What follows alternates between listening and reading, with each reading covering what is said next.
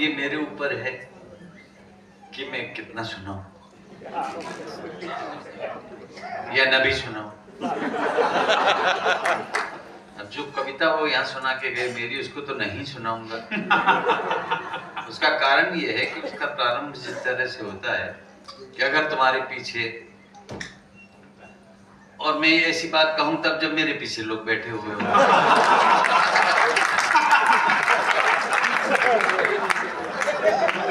ये मैं रिस्क नहीं ले सकता। और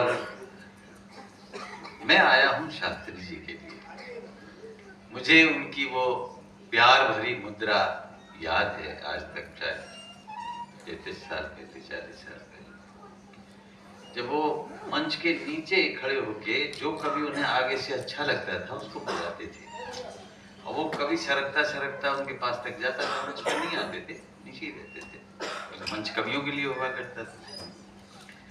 तो जब उन्होंने मुझे बुलाया तो मुझे लगा कि इतने वरिष्ठ से, मेरी उम्र से दुगने या और ज्यादा, तो मैं जाता था और वो बोले कल तुम्हें गाजियाबाद आना है। 23 को होता था वो, 23 जनवरी को लाल किले का कवि सम्मेलन। 23 को होता था, 24 को यहाँ गाजियाबाद होता था। और जो कवि उन्हें वहां पसंद आ जाते थे वो उनके हो जाते थे और उनके बने रहते थे। और अंत तक जो जब तक उन्होंने कराया तब तक उनके बने रहे। हमने भी एक सिलसिला शुरू किया कि जो कभी हमें यहां पसंद आ जाते थे वो 25 को आते थे दिल्ली लौट के। और वो अलायंस क्लब महावीर वाटिका में, तुम नहीं आए थे तब तक जी पे, तो 10 साल तक किया। फिर महावीर वाटिका जैन समाज ने अपने किन्हीं और कार्यों के लिए ले ली तो वंचित रह गए, उसके लिए कोई इंसान। मैंने समय की प्रतीक्षा की।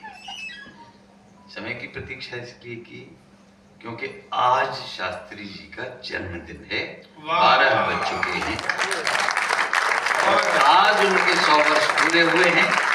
एक बार बजाना, लेकिन एक बार पूरा सदन हाथ उठाकर शास्त्री जी की स्मृतियों को प्रणाम करें, भले होकर शास्त्री जी की भाषा की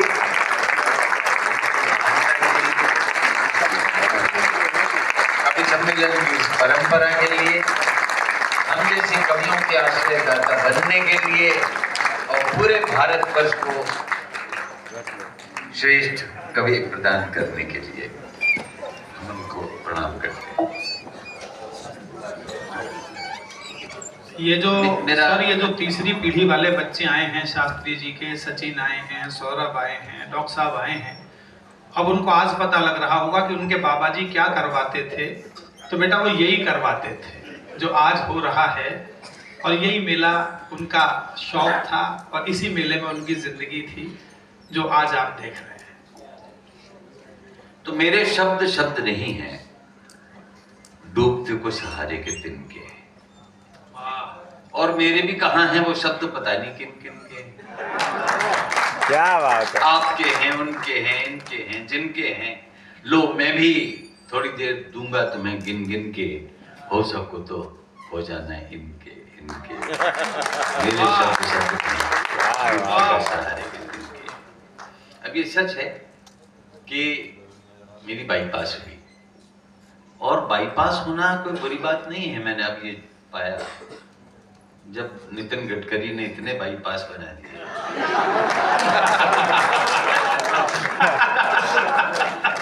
तो मैं भी यहाँ बहुत सारे बाईपास बना के ही आया हूँ। फिर भी एक जगह रुका हूँ।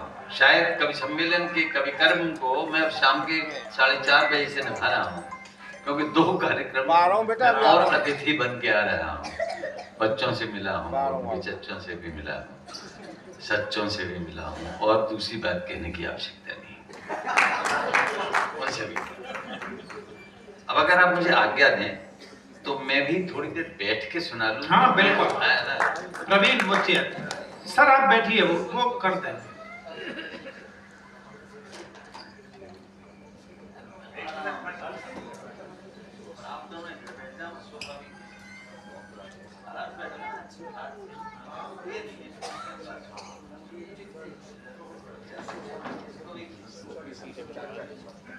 राजसी होके बैठो ना मैं।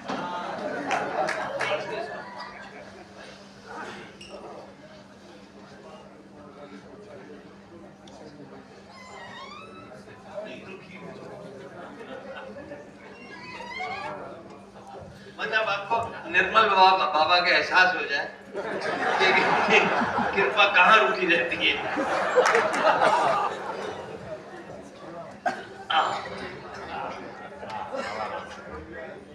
अब आप प्रतीक्षा करिए कि भोर की किरण कब होगी। क्योंकि पहले जो कवि सम्मेलन होते थे ना, वो भोर की किरण तक चलते थे और हमें वो अभ्यास है, इसलिए 12 बज जाना अब आपके चेहरों पे बज गए हैं तो वो एक अलग बात है, क्योंकि समय भी बोलता है। मैं बहुत अधिक देर तक नहीं रखूंगा क्योंकि कोई फीस देता ही नहीं समोसे खाने की। समोसे पे कृपा रुकी हुई है, इसके लिए 11,000 रुपए का तू चढ़ावा दे दे तो कृपा चटनी के साथ दूर हो जाएगी। थोड़ी देर औपचारिकता के लिए और उस महान व्यक्ति के लिए जो जिस वर्ष मेरा जन्म हुआ सन 1951 में, उस वर्ष उन्होंने पहला कवि सम्मेलन कराया था। आपके इस पर्ची में लिखा हुआ है, गणतंत्रता दिवस के उपलक्ष्य में वार्षिक अखिल भारतीय हिंदी कवि सम्मेलन के संस्थापक एवं आजन्म आयोजक। तो मेरे जन्म से लेकर अब तक चलने वाला, क्योंकि मेरे बाद हरिओम का आना हुआ था तो हम दोनों 73 होने को हैं, लेकिन ये मेरे बाद में आए महीना 1.5 महीना, लेकिन इतना आदर देते हैं, ये भी कमाल की बात है। ये अभी हो सकता है, अच्छे लोग ज्यादा होते हैं, अपने लोग ज्यादा होते हैं। दूसरे कम, इन्होंने कहा था ना अभी हमारे कौशिक जी ने कि पराये कम है, अपने ज्यादा हैं, और अपनों का ज्यादा होना ही तो बाधा है। ये सही है। मेरे पिता कहा करते थे कि मैं अपने दुश्मन से प्यार करता हूं। कौन है तुम्हारा दुश्मन? वो वही जो मेरा दोस्त। कौन दोस्त? अम्मा ये पूछ के क्या करोगे मेरे दोस्त?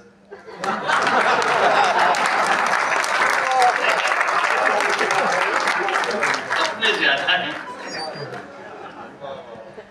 तो मैंने अभी सुबह ही और इनसे वादा भी लिया कि तुम्हारा गुणवीर सिंह राणा है बैठे हुए हैं, तो मैं कोई गजल का कवि नहीं हूं, लेकिन कल ही हुई है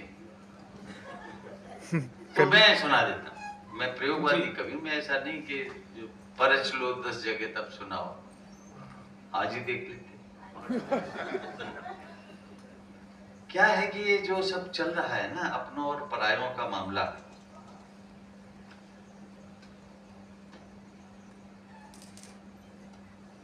इस G20 के बाद ये आपको लगा होगा कि इतने अपने हैं, इतने जो आए उनमें भी ट्रूडो जैसे भागते,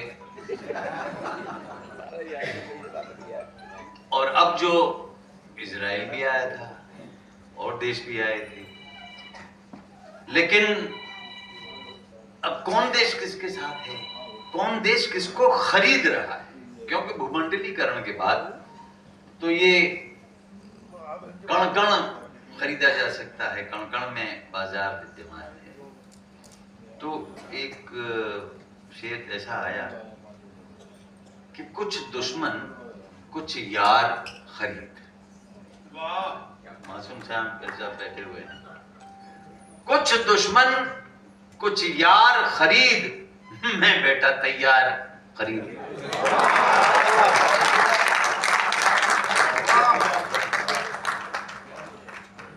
कुछ दुश्मन कुछ यार खरीद, मैं बैठा तैयार खरीद। अंधों से उजियारा ले, अंधों से उजियारा ले, उजला सा अंधियार खरीद। अंधों से, देखिए ताली बजाने की कोई जरूरत नहीं है, इतनी बजा चुके हो कि कल मुझे मसाजिया घर में भेजना पड़ेगा कि हथेली में मालिश करके इतनी बजाई है आपने, तो मैं आप पे रहम करता हूं। अब बजाओगे तो गुलाबी हो जाएंगी हथेली, पर गुलाबी रंग भी अच्छा लगता है। अंधों से उजियारा ले, उजला सा अंधियार खरीद, और कामदेव बन गए कुबेर, कामदेव बन गए कुबेर, खुला खजाना यार खरीद। बस चुनाव आने को है, गीदड़ यानी सियार खरीद। बस चुनाव आने को है, गीदड़ यानी सियार खरीद, और जिनको दुश्मन समझ रहा, इसमें गहराई है, जिनको दुश्मन समझ रहा ऐसे कुछ होशियार खरीद। काम में आएंगे। जिनको दुश्मन समझ रहा ऐसे कुछ हथियार, ऐसे कुछ होशियार खरीद, और अमेरिका तो चाह रहा, अमेरिका तो चाह रहा तू फौरन हथियार खरीद। अमेरिका तो चाह रहा तू फौरन हथियार खरीद। अब दोस्तों ऐसा भी मत मानना कि मत बजाना।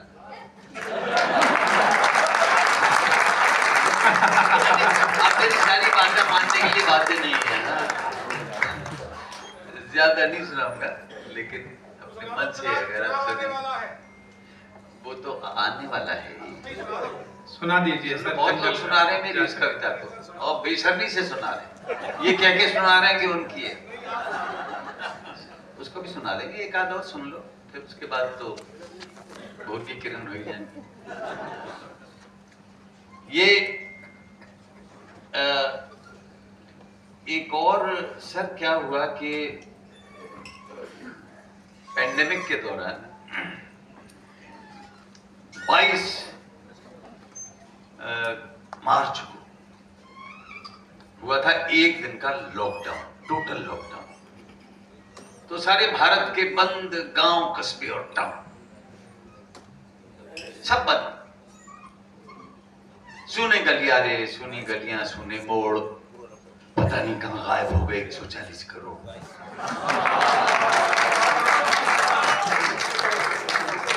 तालियां आप अगली बात में बजा सकते हैं, क्योंकि ये आंकड़ा तब नहीं था, ये तो मोदी जी ने 40 दिन पहले ही बताया है। तब तक 130 करोड़ थे।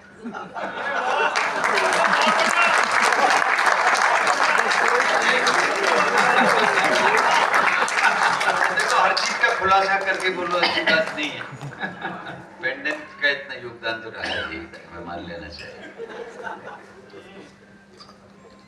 तो क्या था कि उस दौरान मनुष्य सन्न था, लेकिन प्रकृति प्रसन्न थी। जो चिड़ियां गायब हो गई थी, वो एक दिन के अंदर, कुछ घंटों के अंदर चहचहाहट के साथ लौट आई थी। और तो और वे वनेले पशु जो खोह में रहते थे, वो पता नहीं किसकी टोह में निकल आए थे। कोई गिरोह बना के नहीं आए थे, इसलिए निकल के आए थे कि वो ये महसूस कर सकें कि ये धरती हमारी भी है। आपने हमें अकेला कर दिया है।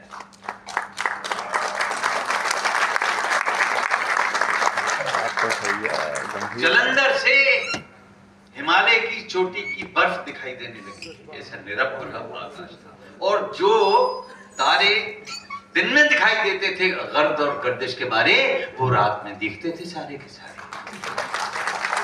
तब हमें ये लगा कि प्रकृति हम पर नहीं, हम हैं प्रकृति के सहारे। वाह, कम से कम इतना तो उस दौरान पता चल ही गया। तो साहब एक गजल और सुन लीजिए, मतला हुआ। अब पहला शेर कहते हैं आमद का शेर होता है, सरस्वती की कृपा से आता है, ऊपर से उतरता है, बाकी बरामद के होते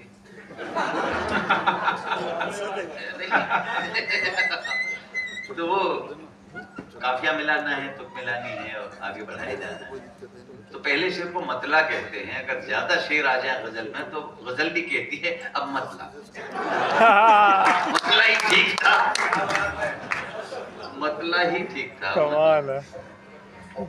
तो वो मतला क्या हुआ इसमें मैं ये दिखाना चाहता हूं, कुछ दृश्य दिखाना चाहता हूं आपको कि प्रकृति में हर उपादान, हर तत्व, हर घटक एक दूसरे की मदद करता है, सहायता करता है, उसके लिए काम करता है, मेहनत करता है, पर अपना कोई मेहनताना नहीं लेता, अपना पारिश्रमिक नहीं लेता, कोई वसूली नहीं करता। तो कितने तरह के काम होते हैं और कितने तरह के मेहनताने होते हैं, ये मैं प्रकृति के की ही कुछ बिंबों से आपको सुनाना चाहता हूं। इस तरह की कविता प्रवीण ने भी सुनाई थी।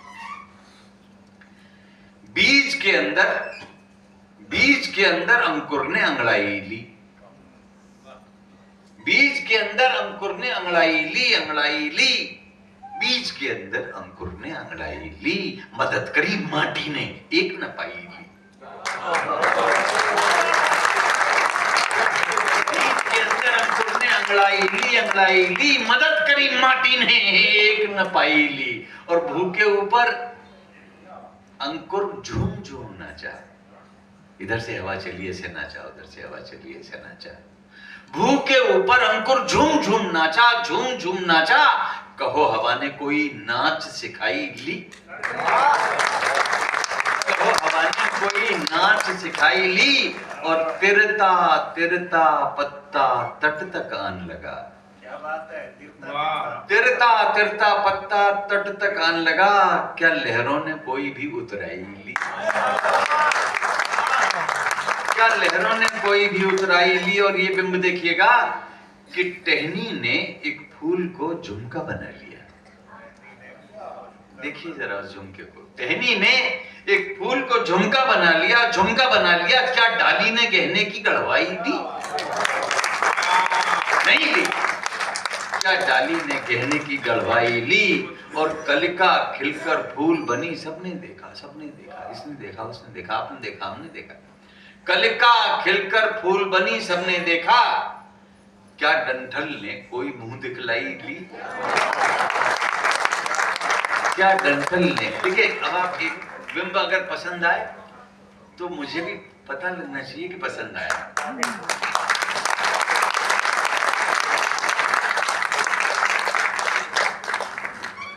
क्या डंठल ने कोई मुंह दिखलाई ली। और भ्रमर कली में बंद रहा रजनी भर को, भ्रमर कली में बंद रहा रजनी भर को, कमलनाल ने क्या कोई पकड़ाई ली। और फूलों से भर गई धरित्री की गोदी, एक और बिंब देखिए, फूलों से भर गई धरित्री की गोदी, अमलतास ने कोई गोद भराई ली। क्या कहने हैं सर, फूलों से भर गई धरित्री की गोदी, अमलतास ने कोई गोद भराई ली। और प्रागैतिहासिक काल का एक दृश्य देखिए कि युगों युगों तक टप टप गिरी शिलाओं पर, युगों युगों तक टप टप गिरी शिलाओं पर, क्या बूंदों ने कोई सिल्क उठवाई ली, क्या बूंदों ने कोई सिल्क उठवाई ली। धूप हवा और जल से फसलें लहराई, क्या मौसम ने कोई आध बटाई ली। रंग बिरंगे फूल खिल उठे घाटी में, क्या कुदरत ने कोई भी रंगवाई ली। कार्बन डाइऑक्साइड पी ऑक्सीजन दी, क्या पेड़ों ने कोई नाक भराई ली। वृक्ष साफ हैं, जो तलक हरियाली है, पर बादल ने क्या इनसे धुलवाई ली। अमर बेल को ढोता रहा बबूल सदा, कभी भूल से भी क्या कोई ढुलाई ली। पानी ने बादल पर खूब सवारी की, पर बादल ने क्या कोई ठहराई ली। गेंडे पर एक चिड़िया ने चट्टू खाई, गेंडे पर एक चिड़िया ने चट्टू खाई। आप बिंब देख के प्रसन्न हो जाइएगा। गेंडे पर एक चिड़िया ने चट्टू खाई, क्या गेंडे ने कोई सैर कराई ली, क्या गेंडे ने कोई सैर कराई ली। और बहा ले गई तट का सब मैला मलबा, क्या नदियां ने कचरे की उठवाई ली। तेज हवा से, ये इस पे मैं आपका आशीर्वाद जरूर चाहूंगा कि तेज हवा से पीपल के पत्ते बोले, तेज हवा से पीपल के पत्ते बोले, क्या हमने कोई ताली बजवाई ली।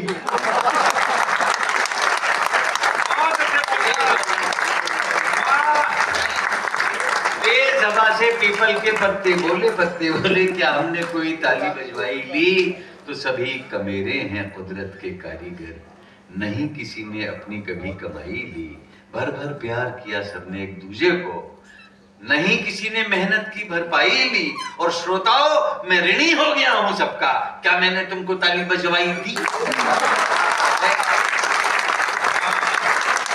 तुमको ताली बजवाई थी। बीज के अंदर अंकुर ने अंगड़ाई ली, मदद करी माटी ने एक न पाई ली, मदद करी माटी ने एक। क्या बतलाऊं, बहुत देर से चित्त नहीं है शांत मेरा। बहुत देर से नहीं, कई दिनों से, या कहूं कि क्या बतलाऊं, युगों युगों से, कई युगों से चित्त नहीं है शांत मेरा। तुम्हें सुकून मिले तो रख लो थोड़ा सा एकांत मेरा। तुम्हें सुकून मिले तो रख लो थोड़ा सा एकांत मेरा। और ये नौजवानों को ये शेर अगला पसंद आएगा कि सॉफ्ट पलों की हार्ड डिस्क का हैक हुआ सारा डेटा। क्या बात है। सॉफ्ट पलों की हार्ड डिस्क का हैक हुआ सारा डेटा, पासवर्ड हो गया उजागर, अब कुछ नहीं नितांत मेरा, अब कुछ नहीं नितांत मेरा। नाटक में कविता हो, चाहे कविता में कुछ नाटक हो, पहले तुम्हें दुखांत लगेगा, नाटक मगर सुखांत मेरा। और एक सिकंदर के चोले में मस्त फकीर कलंदर है, पूछे कोई कौन भला वो, रख देना दृष्टांत मेरा। पूछे कोई कौन भला वो, रख देना दृष्टांत। मैं माइक पर बैठा हूं, मैं माइक पर खड़ा हुआ हूं, वो गुमसुम बैठा पीछे। मैं माइक पर पड़ा हुआ हूं, मैं माइक पर अड़ा हुआ हूं, वो गुमसुम बैठा पीछे। इधर तालियां मगर उधर वो चाह रहा कवितांत मेरा।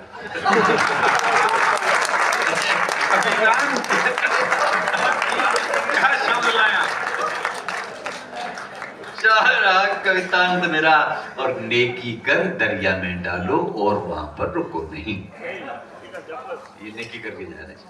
नेकी कर दरिया में डालो और वहां पर रुको नहीं, गूंज उठे तो उसे सुनो मत, ऐसा है सिद्धांत मेरा,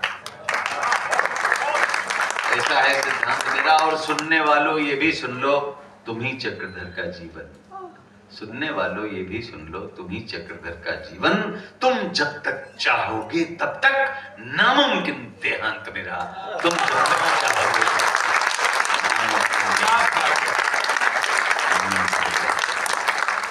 क्या है साहब? सर जातक कथा की बहुत देर से वो सुना है, बहुत देर से अभी भी सामने ये उसी से समापन कर देंगे। मथुरा मेट्रो सुना दीजिएगा मुझे। Mathura metro sir, Mathura metro सुना दीजिएगा। मैं मुक्त भाव से सुना रहा हूँ। वहाँ आपकी कृपा वहाँ रुकी हुई है। मैं स्टेशन मैं क्या करूँ? काश कि मैं निर्मल बाबा होता। हर कवि दावा करता है कि वो निर्मल बाबा है, लेकिन इसलिए निर्मल है कि समाज के मल को वो कोमल समझ के अपने ऊपर धारण करता है, लेके चलता है और स्वच्छता अभियान में एक अदृश्य योगदान देता है, क्योंकि उसके पास कविता होती है। उसका कुछ न कुछ चलता रहता है। मैं यहाँ बैठा था तो ऐसे ही थोड़ी बैठा था, कुछ न कुछ हो रहा था।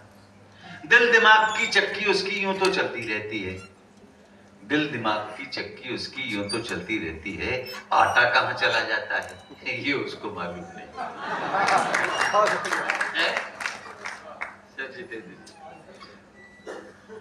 दिल दिमाग, अभी जितेंद्र जी इधर से जाते हैं ना, उधर आते हैं और उनके जेबों में लिफाफे रखे रहते हैं। तो हम अच्छे रहे कि पहले ही मिल गया, ये जो बैठे हैं उसके ही चक्कर में बैठे।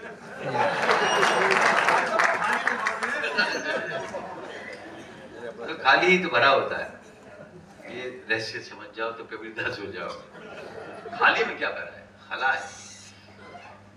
दिल दिमाग की चक्की उसकी यूं तो चलती रहती है, आटा कहाँ चला जाता है ये उसको मालूम नहीं। वो लोहा था, बिकने आया, वहां दिखा बस अंबानी। वो लोहा था, बिकने आया, वहां दिखा बस अंबानी। टाटा कहाँ चला जाता है ये उसको मालूम नहीं। उम्र कटी नंगे पांवों में, एड़ी में अनगिन कांटे। उम्र कटी नंगे पांवों में, एड़ी में अनगिन कांटे। बाटा कहाँ चला जाता है ये उसको मालूम नहीं। बाटा कहाँ चला जाता है ये उसको मालूम नहीं। और रिश्वतखोरी महंगाई का ज्वार दिख रहा जोबन पर, ज्वार दिख रहा जोबन पर, भाटा कहाँ चला जाता है ये उसको मालूम नहीं। करी जुताई करी बुवाई फिर मिट्टी अक्सा करते, पाटा कहाँ चला जाता है ये उसको मालूम नहीं। और फिर नौजवानों के लिए एक शेर है कि बड़े जतन से बनी फाइलें, बड़े जतन से सेव करी, डाटा कहाँ चला जाता है, डाटा कहाँ चला जाता है ये उसको मालूम नहीं। और किसने दिया कहां से पाया, सदा सदा चक्रधर याद रखे।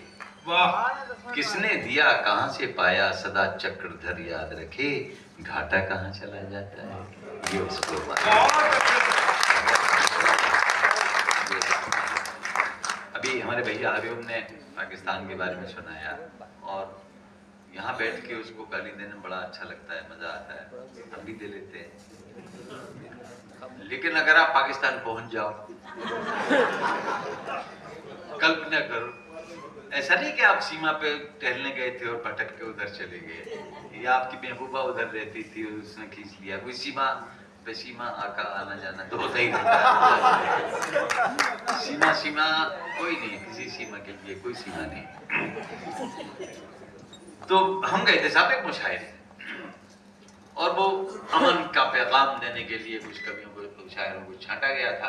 बाकी सब शोरा हजरात थे, मैं अकेला शायर था। वहाँ हमारे डॉक्टर कुमार बेचैन साहब भी जा चुके हैं, फिर तो और भी लोग गए। और मैं आपको ये बताऊं कि अवाम दोनों जगह के एक से है, वहाँ कोई ऐसा नहीं लगा कि फर्क है। सब तो यहाँ पैदा हुए हैं, वहाँ जाके मैदा पीसने लगे। उससे क्या बनाए उन्होंने, ऐसे पुए बनाए जो कड़वे थे। खैर, वहां ताली बजाने का बिल्कुल भी चलन नहीं है साहब।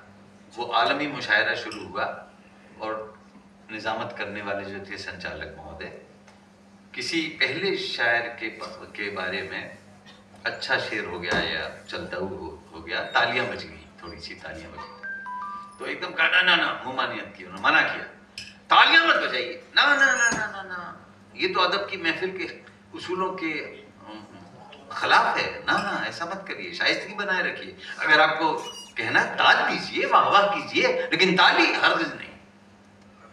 लेकिन ऐसा हुआ मेरे भैया, नींद तो आ रही है तुम्हें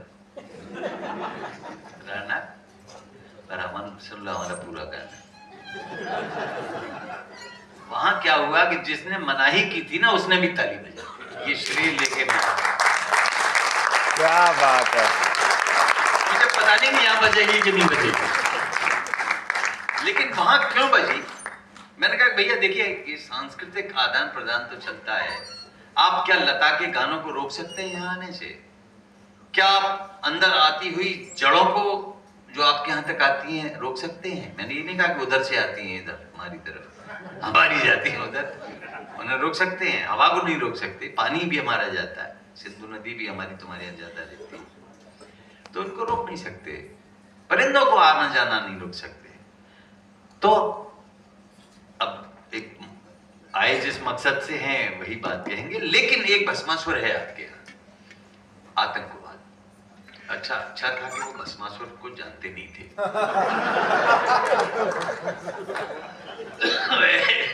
मैंने बताया भी नहीं कि उसने अपनी हत्या कैसे कर दी। तो मैं कहना चाहता हूं कि तू गर दरिंदा है, तू गर दरिंदा है तो ये मसान तेरा है, श्मशान तेरा है। तू गर दरिंदा है तो ये मसान तेरा है, अगर परिंदा है तो